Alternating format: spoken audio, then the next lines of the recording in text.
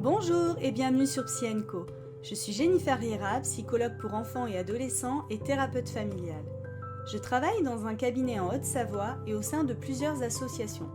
Je suis heureuse de partager avec vous ma passion pour mon métier en vous proposant des réflexions sur divers thèmes comme l'amour, l'amitié ou la famille, au travers de concepts issus des théories systémiques et intégratives, approches qui accompagnent ma pratique depuis plus de 10 ans et que j'illustrerai au travers d'histoires d'enfants et de familles extraordinaires.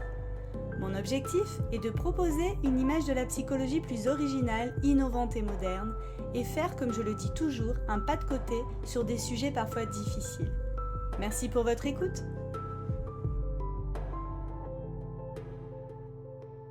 Être parent en 2022. La parentalité contrariée. Bonjour à tous et un grand merci pour l'intérêt que vous portez à mes podcasts. Je vous en remercie du fond du cœur. Aujourd'hui, pour continuer sur le thème de la parentalité, je voulais aborder avec vous la parentalité dite contrariée. Je travaille en tant que formatrice pour les aidants familiaux, plus communément appelés familles d'accueil. Ces professionnels de la protection de l'enfance accueillent chez eux des enfants dont le juge a considéré que ceux-ci étaient en danger dans leur famille d'origine pour diverses raisons.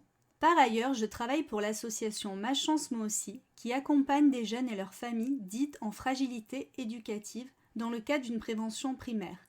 C'est-à-dire que l'association accompagne les enfants et leurs familles en tentant de réduire au mieux les causes et les facteurs de risque qui les amèneraient à se retrouver dans une situation de crise sur le long terme et à être confrontés de ce fait à la protection de l'enfance. Ces deux activités m'ont amené à un constat qui n'est pas nouveau. Certaines familles, certains parents se retrouvent en difficulté pour élever leurs enfants, certes en raison de difficultés d'ordre psychologique, social, économique ou autre, mais également en raison parfois d'une vision du monde complètement différente à celle, entre guillemets, du plus grand nombre. Tout d'abord, j'aimerais affirmer une chose. Tous les parents aiment leurs enfants. Je sais, mon affirmation peut faire bondir, surtout dans le cadre de maltraitance ou de sévices infligés à l'enfant. Mais c'est un fait. Nous n'avons pas tous les mêmes manières de montrer à nos enfants que nous les aimons. Pour certains, l'amour est synonyme de violence. Mais pourquoi donc ? Comment l'amour, une si belle chose, peut être assimilé à de la violence ? J'ai pu faire un autre constat. Les enfants placés dans le cadre de la protection de l'enfance sont souvent sous le joug de conflits de loyauté entre l'instance d'accueil, MEX, maison d'enfants à caractère social ou famille d'accueil, et leur famille jugée par la société comme incapables. Mais qu'en est-il vraiment ? Ces familles considérées comme des parents non suffisamment bons, comment sont-ils accompagnés ? Force est de constater qu'ils sont accompagnés, je ne vais pas tout remettre en question. Mais à mon sens, les choses ne sont pas toujours prises dans le bon sens ou parfois même, les enfants sont placés et aucun travail n'est fait avec la famille, donnant le sentiment erroné à l'enfant qu'il est puni. J'y reviendrai plus tard. Comme le dit Myriam David sur les familles d'accueil, cette nouvelle famille est nécessairement bonne puisque choisie pour remplacer l'autre qui ne peut être que mauvaise. L'enfant place alors cette nouvelle famille sur un piédestal et ses repères identitaires en sont complètement perturbés. L'enfant, perdu dans un premier temps, tentera pour se rassurer de se rattacher à sa carte du monde, ses représentations, aussi dysfonctionnelles soient-elles, car n'a-t-il pas appris cette façon d'aimer de la part de ses parents ? Comme certainement ses propres parents, ont-ils eux-mêmes appris cette façon d'aimer ? Dans ces conditions, comment aimer sa nouvelle famille sans rejeter l'autre ? Ainsi, l'enfant se trouve partagé et pris inconsciemment dans un dilemme de lutte pour et contre son appartenance, tantôt à l'une, tantôt à l'autre de ces deux familles. Peut-il appartenir aux deux ? En se rapprochant de l'une, ne trahit-il pas l'autre ? Comment épouser les valeurs de l'une sans trahir celles de l'autre ? C'est là que le conflit de loyauté peut naître. Il est le résultat de ce conflit interne auquel est confronté l'enfant. Le conflit de loyauté fait ainsi partie intégrante des effets de l'accueil, tant sur les dynamiques familiales que sur le psychisme de l'enfant placé. Dans le cadre de la prévention primaire, il faut être aussi vigilant à ce conflit de loyauté. Il serait tentant d'accueillir les enfants et d'accompagner leurs familles en les dépossédant de ce qu'elles savent, en leur imposant ce que nous pensons savoir. Faire de ces enfants de bons petits citoyens de France. Mais ce savoir que nous avons, que nous pensons avoir, cette connaissance, n'est-elle pas influencée par notre propre histoire, notre culture, nos représentations et plus largement notre carte du monde ? Je vous propose d'écouter mon podcast numéro 2 qui traite de représentation et carte du monde, pour comprendre un peu plus ce concept. Sans le vouloir, nous pouvons être jugeants, et plus encore, nous pourrions être perçus par la famille comme un système concurrentiel et non un système d'aide. Le risque est alors d'entrer dans une forme d'assistanat qui ne permettrait pas du tout aux parents de développer leurs compétences parentales et tout le travail réalisé avec l'enfant placé ou accompagné pourrait s'en trouver fortement impacté.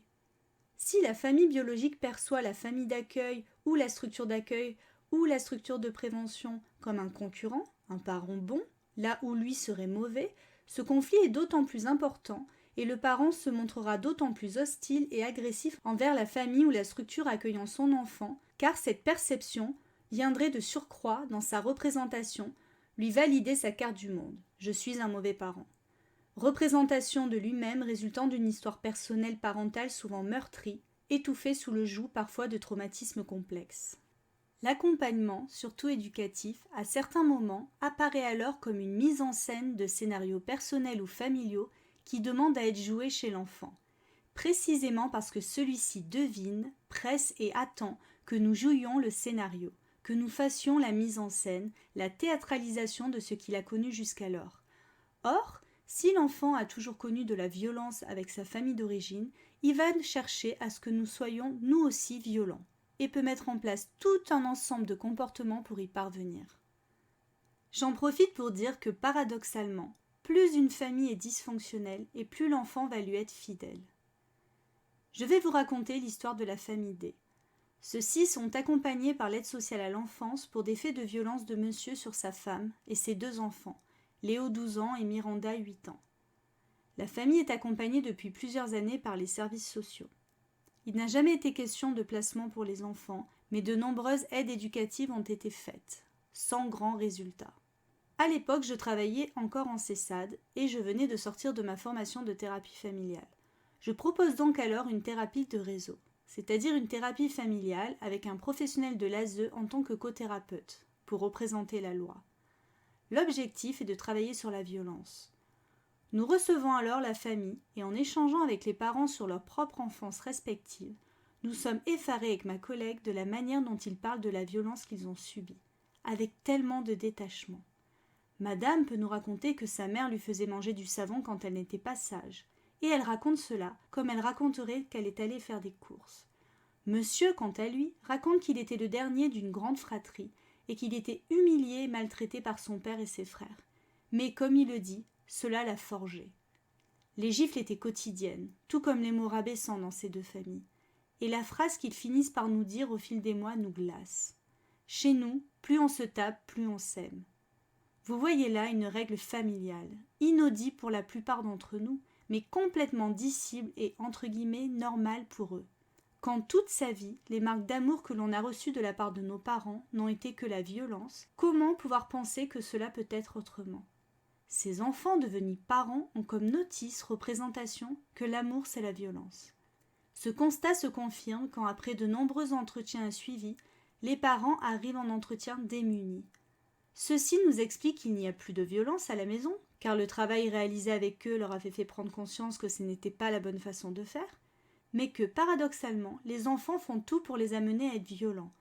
Léo, l'aîné, en vient même à se montrer lui-même violent à l'égard de ses parents, étonné de ne plus les voir réagir en retour de manière violente.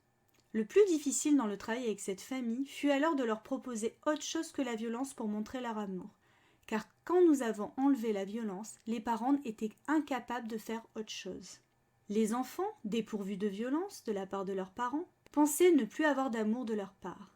Il est très compliqué pour certains professionnels de garder une empathie sans faille face à ces parents dits maltraitants. Car la violence nous dérange, elle est taboue tout comme elle est inacceptable bien évidemment. Mais parfois, même très souvent, derrière le bourreau il y a une victime. Combien de parents maltraitants sont des anciens enfants maltraités ? D'où l'importance de la prévention primaire pour éviter les répétitions de schémas familiaux dysfonctionnels, empreints de violence. Vous comprendrez alors pourquoi certaines de ces familles ne comprennent pas le placement ou l'accompagnement de leur enfant. Car de leur point de vue, et de par leur représentation, leur culture, leur histoire, elles ne vont pas voir ce qu'elles ont pu faire de mal. La loi leur rappelle ce qu'elles n'ont pas accompli en tant que parents, l'interdit de la violence.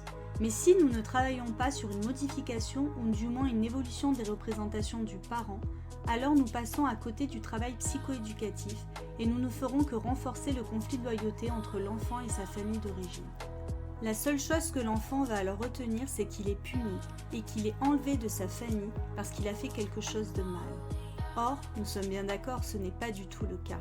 Certains enfants se construiront alors avec comme représentation « je ne suis pas aimable, je suis nul ». Car paradoxalement, l'enfant aura plutôt tendance à se dévaloriser lui plutôt que de dévaloriser sa famille tant il lui est fidèle et tant il cherche à la protéger. Tout l'enjeu de la prévention primaire, quelle qu'en soit sa forme, est de travailler très tôt avec les familles vulnérables pour leur apporter un étayage et un soutien nécessaires à la réactivation de leurs ressources parentales, parfois écrasées sous le poids d'un parcours de vie chaotique, voire traumatisant, et en proie de surcroît parfois à des pressions culturelles, familiales et communautaires importantes.